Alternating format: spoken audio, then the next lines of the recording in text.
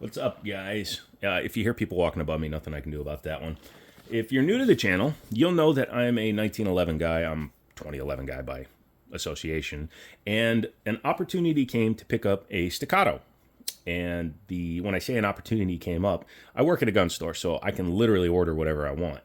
However, I'm opportunistic with my purchases, and this one came in. It was at a price I could not say no to, so I didn't say no, and now I get to do a ownership tabletop review of the Staccato C2. This one came in through Liberty Arms. You never know what they're going to get, so make sure to check them out.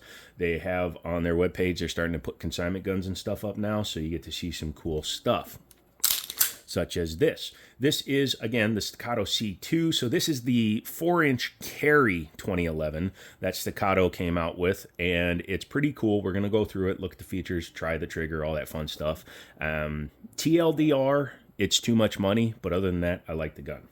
Looking at this, it comes in a nice bag. This is obviously hook and loop so that they can change the name on it, but 2011 Staccato C2. Staccato used to be STI. They were strictly competition guns. They shifted their market over to a duty style gun, even though it is still basically a race gun. And they changed their name to Staccato. They wanted to separate themselves a little bit. I still love the STI guns, and I think they'll work on them. They are built in Texas. It comes in a nice bag, kind of like the FNs and a bunch of other guns do. It normally has 3 mags with it, but I took it to the range, so 2 of the mags are in my gun thingy. Yeah, I'm a technical guy here, and they are in there. I also took the books and stuff out because I don't need the books in my bag. It's not a book bag. It's a bag for guns. Anywho, so let's get that out of the way. Bring the gun in. Staccato, when they were still STI, actually started the name 2011. That's why Staccato is the only company that actually can put the name 2011 on their guns. Now, there are other guns in the category, such as this. This is the TSOS Night Stalker, and as you can see, it is a 2011. However, because it is not made by Staccato, they don't have the rights to the name. A little bit of a douchebag move on the part of Staccato to take the 2011 name. Hold on one second. There we go. Now we are a little bit, sorry, trying to keep the gun more in frame, and I noticed I was down at the bottom. But yeah, so they patented or trademarked the name 2011. They obviously couldn't patent the design because the design is over 30 years old, so they couldn't actually do that. Yes, a 2011 is a nearly 30-year-old design. Now, STI, back when they were still STI, did some amazing race guns. The Eagle, the Edge, the Infinity, a bunch of cool guns in a lot of different calibers. But when they went to the duty lineup, they basically went just 9mm. Now they have the 4-inch, 4.5, 5-inch. So they've got a lot of choices for you if you decide you want to run one of these as law enforcement or police, if your agency allows it. I'm not 100% sure which municipalities and places do it. Obviously, Texas does. That's why they basically support Texas to the max. Yay! Has a steel slide, aluminum frame, and a polymer grip module. And that's what makes a 2011 a 2011, a 3-piece gun. Now, if you have a double stack gun, but it has a frame and slide only, then it is just a high capacity 1911. It's easy to get them confused. That's literally the only difference. Most 2011 components will work in a high capacity 1911. The only thing that doesn't, obviously, is the grip module. This one is finished in black, and it's fine. It's the way, it's a duty gun. It doesn't have to be all fancy and colorful and all that fun stuff. This one has just fiber optic sight with a blacked out rear. The rear sight is very tall on this one when you look at it in comparison to the front sight, but it does actually work very well. You hold it well and you shoot it well. It has an optics plate on the back. This one had a Leupold Delta Point Pro on it. I took that off. Just because I wanted to use that on other guns that I have. Plus, if it was a carry gun for me, I typically carry on irons, so I figured I'd do that. Has the stainless steel barrel in there. It is a bull barrel as opposed to a traditional bushing style. This is my Night Stalker double stack. I have it on the table just because, or the couch, just because it's very similar in terms of form and function. Has a ambidextrous safety, which is easy to hit both sides. Single-sided mag release, because it is based on a 1911, has a standard slide lock slide release. So in fact, you can't hit it without breaking your grip. That's because, again, the orientation of this gun is as a duty style weapon, not as a competition gun, but you can easily swap that out. It does have an adjustable trigger. The trigger shoe is plastic on it, which I found a little bit interesting considering that the gun is $2,300. Like I said, that's my only gripe with this company, is they're charging too much for what they're giving you. Plastic trigger shoe, and it's $2,300. Come on. Does have a very nice enhanced beaver tail, so you don't have to worry about missing your grip on there. Has a, excuse me, nicely finished grip. As you can see, it's got the Staccato logo in it, and then kind of like, what are those? What would you call those? I can't even identify what those are. They just look like little chevron arrow style grip cuts in there. You could do custom things to it. I would buy a second grip. Don't damage your original grip. But you can do like I did on the T-Sash, and I had it, I keep saying T-Sash because somebody corrected me, but I had it stippled, and yeah, I mutilated my screws because they were double Loctited in there, and they needed to come out so I could put in that Fusion Firearms trigger. We'll be doing a follow-up video at that at the range. Being the C2, it's kind of like between a commander and an officer in that it doesn't take the regular size mags. It takes the 16 rounders.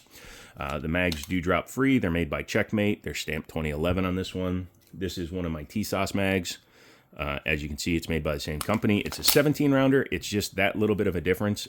In this size gun, my hand gets on there just fine, but you will notice a difference between like this gun, where you can see even with the mag well on it, bit of a difference there. Since that mag had ammo in it, let's just double check these guns. Yep, we're good. But you can interchange the mags usually. I wish it had the 17 round mags. That way I could interchange them with the Night Stalker, but that's a want. Maybe somebody will trade me for a full-size Staccato. Kind of want a full-size. But yeah, the safeties are very definitive. The slide lock is easy enough to hit, and it does drop well. The optics plate, again, it's kind of cool that it's direct cut for Leupold Delta Point Pro, but it's just, you know, it is what it is. Do you run an optic or not? This under here, I would probably, if I'm going to keep this grip without changing it, I'd put just a little bit of skate tape. I like to make sure that finger doesn't move at all. So the fact that there's nothing there is a little bit odd. It's the same way on the T-Sauce. It just is what it is. Back strap is plastic on this one, but you can easily swap it out for a metal one. Flared magwell, which does make it pretty easy to find the magwell. Very nice. Let's go ahead and talk about the trigger. Actually, before we do that, I'm not a fan of this cut.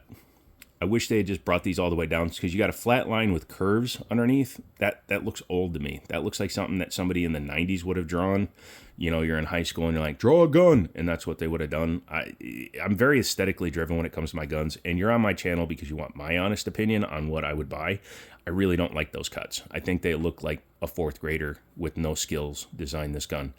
And sorry, I don't mean to call you out, Staccato designer, but no, that's not a good looking cut. Plus the fact that they're not even going all the way up. And then, yeah, no, go back to your drawing board, son. Yeah, has a single slot rail on the front, so you can put things like lights, lasers, bazookas. You can put like your TLR 7s on there, your TLR 1s. Yes, this is a full-size one, but you know what? Fits on there fine, and a lot of people will run them where they're a little bit long underneath the end of the barrel. That's fine. What else can we talk about? Trigger pull. Okay, so plastic trigger shoe, is that a bad thing? Well, it does allow for a little bit of flex, and also it doesn't feel that great, but it's pretty short, stops there, and breaks. Not bad. It's just under 5 pounds on my trigger gauge, and that's what they were going for. As a duty gun, you don't want a 2.5 pound trigger. You never know, somebody gets a twitchy finger and then kaboom.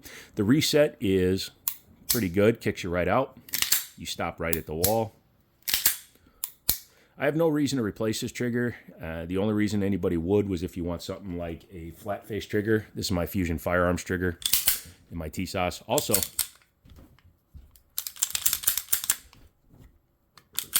I did a lot of polishing work and made this smooth, really smooth. But anyways, back to the flat face. The only reason to change that trigger is if you want something like a flat face trigger, and then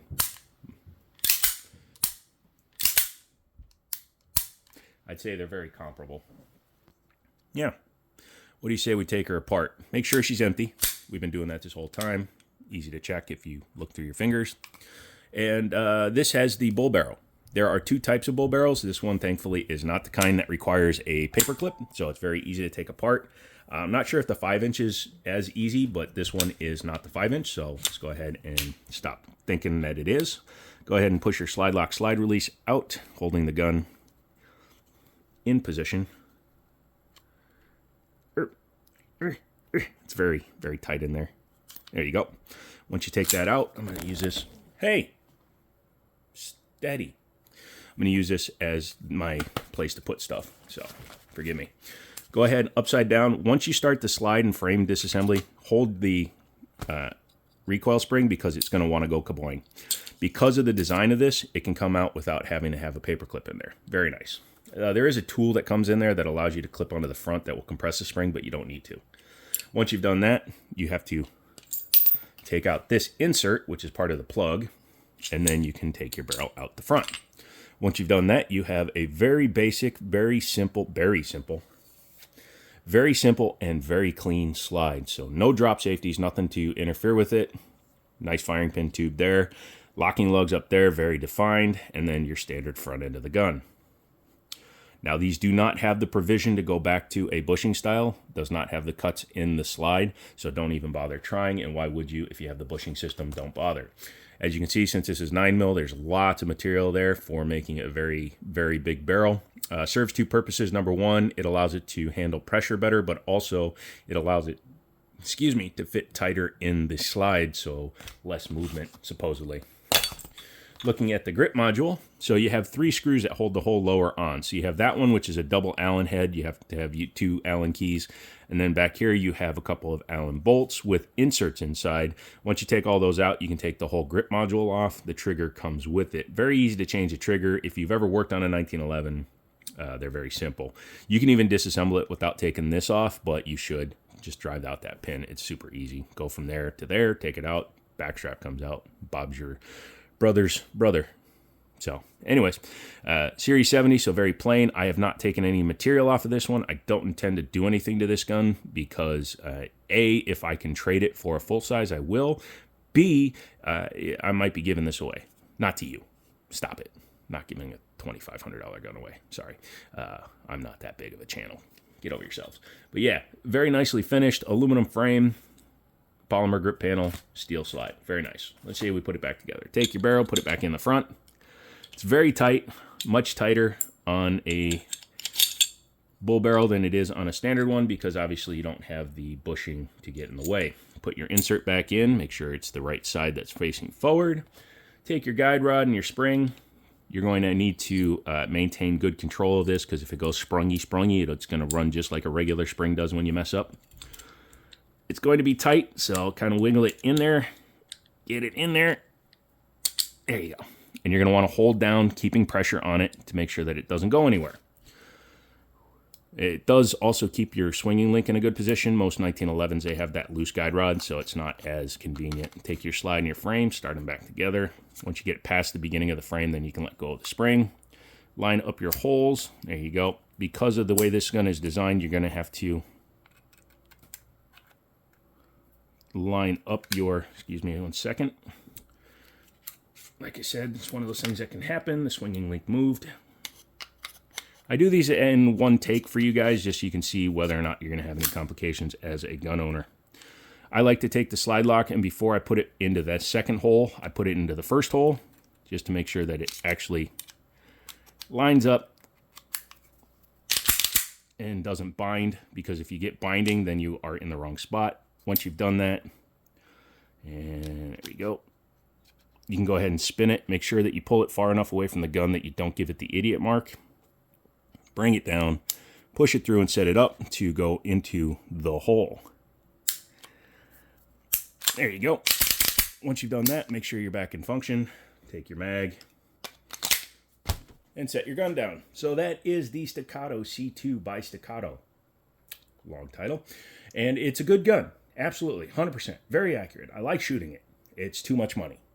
That's the only thing I have to say about it. I know that's a weird thing to gripe about, but when you're spending $2,500, you want like exclusivity. And the fact is, and again, Staccato, they switched to a duty style gun.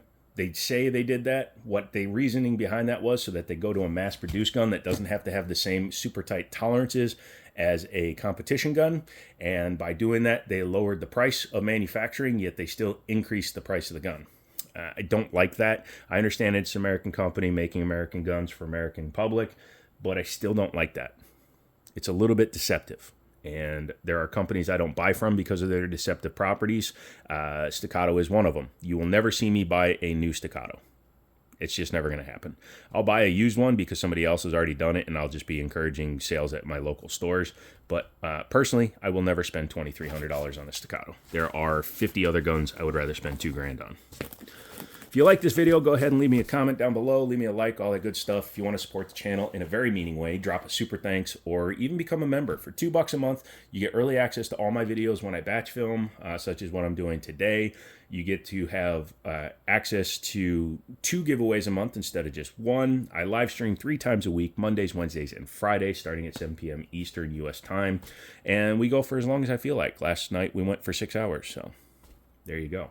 Come back. Let me know if you have one, what you would do with it if it was yours, what I should do with this one, whether I should just keep it as is or should I move it on to my buddy, all that fun stuff. Come back for another video, and as always, I'll talk to you later.